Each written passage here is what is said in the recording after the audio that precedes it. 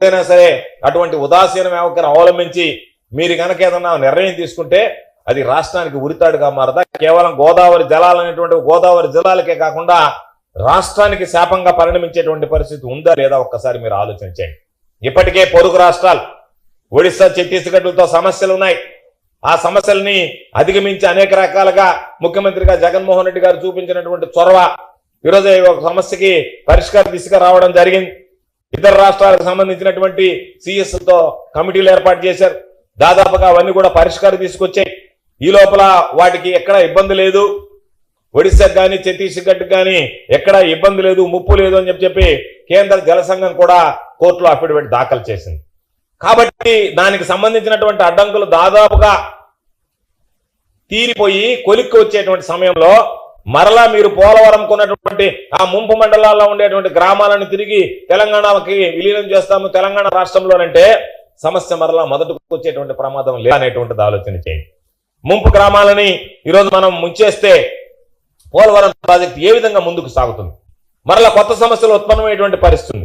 కాబట్టి మీరు తీసుకునేటువంటి నిర్ణయం ఏ విధంగా ఉంది అంటే మన రాష్ట్రం జుట్టు తీసుకువెళ్లి తెలంగాణ చేతిలో పెట్టినట్టుగా ఉంది తప్ప రాష్ట్ర ప్రయోజనాలను కాపాడేటువంటి విధంగా కాకుండా రాష్ట్ర ప్రయోజనాలను పణంగా పెట్టేటువంటి విధంగా ఉంది తప్ప మరొకటి కాదు అని చెప్పి ఈ సందర్భంగా మాట్లాడుతున్నాం.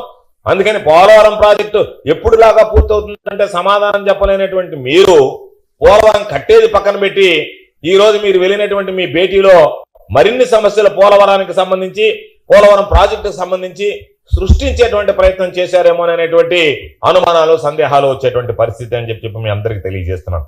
మీ మధ్య జరిగినటువంటి అనేక విషయాల గురించి మాట్లాడితే ఏ ఒక్కదానికి మీరు ఇతిమధ్యంగా సమాధానం చెప్పలే. పుంకాను పుంకాలుగా వార్తలు వచ్చాయి, వాటిని ఖండించలే. పోర్టులో వాటాలు అడిగారని చెప్పారు. మన పోర్టులకు సంబంధించి తెలంగాణ ప్రభుత్వం, తెలంగాణ ముఖ్యమంత్రి గారు ఆంధ్ర రాష్ట్రానికి సంబంధించినటువంటి పోర్టులో వాటాలు అడిగారు అని చెప్పి అడిగారు. ఆ వాటాలకు సంబంధించి జరిగిందా? మీరు ఏమి నిర్ణయం తీసుకున్నారు? ఏమి నిర్ణయం తీసుకోవాలనుకుంటున్నారు? ఇది మీ ఇద్దరికి సంబంధించినటువంటి అంశం కాదు, రెండు రాష్ట్రాల ప్రజలకు ముడిపడినటువంటి అంశం, రాష్ట్ర ప్రజలకు సమాధానం చెప్పాల్సినటువంటి అంశం. కాబట్టి వాటి గురించి మాట్లాడలేదు. చివరికి ఏడుకొండల స్వామికి కూడా చెయ్యి పెట్టాడు ఆయన.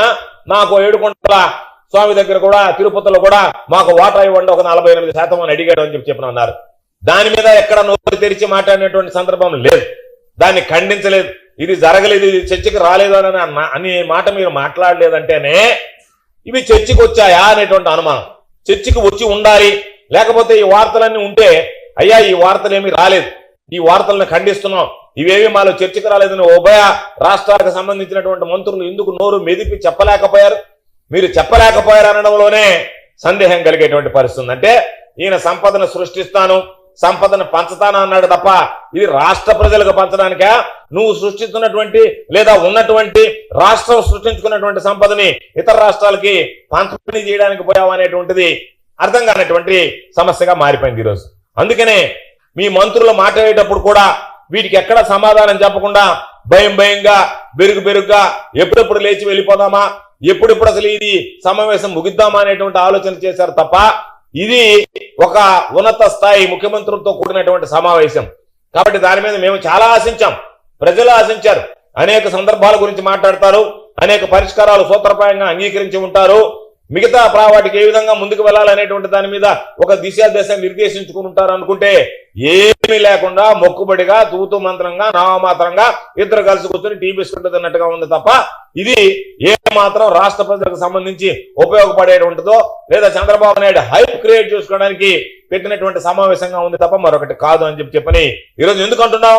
ఈ రోజు వచ్చినటువంటి వార్తలను మీరు ఖండించలేదు కాబట్టి ఈ వార్తలు కరెక్ట్ కాదు, ఇవి వాస్తవాలు కాదు, పేపర్లో వచ్చినటువంటివన్నీ ఊహాజనితమైనటువంటివి కాబట్టి వీటిని మేము కొట్టిపారేస్తున్నాం అనేటువంటి మాట మీ నోటుకుండా రాలేదు. కాబట్టి ఈరోజు దానికి సంబంధించి మీరు కూటమిలో ఉన్నటువంటి 3 పార్టీలు కూడా దీనికి సమాధానం చెప్పాల్సినటువంటి అవసరం ఉంది అని చెప్పి, ఎందుకంటే ప్రజలు తీవ్రమైనటువంటి ఆందోళన వ్యక్తం చేస్తున్నారు. ఏమి జరిగింది నిన్న ముఖ్యమంత్రుల సమావేశంలో? ఇవన్నీ వాస్తవాలా?